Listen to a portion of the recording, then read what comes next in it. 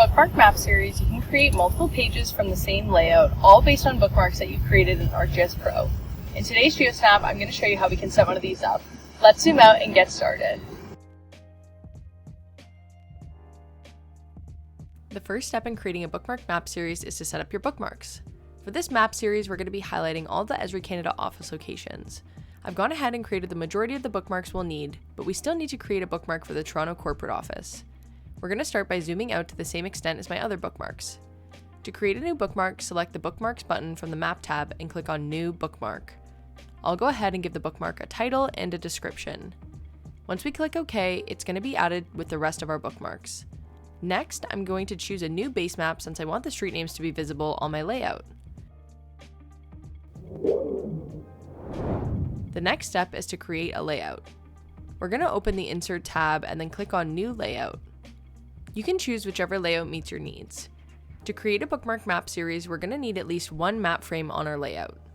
Now that we have a map frame, we can create our map series. From the Insert ribbon, click on Map Series and select Bookmark. This is going to bring up the map series layout properties. Here we can choose which bookmarks we would like to be included in the map series. We can also change the map extent. Once you are happy, click OK.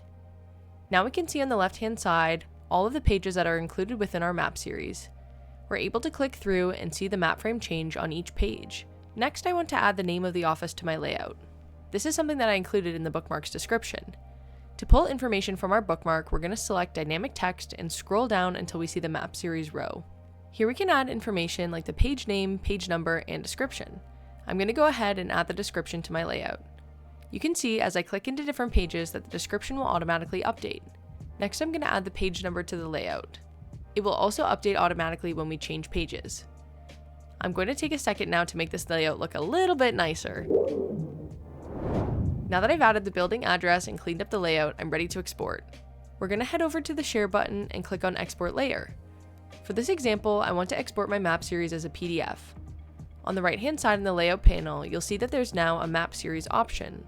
Here we can determine which pages we want to be exported and if we would like it exported as a single file or not. Once we're happy, we'll click Export. Now we'll go ahead and open up that PDF we just created. You can see as we scroll through, all the pages from our Bookmark Map series are included and ready to go.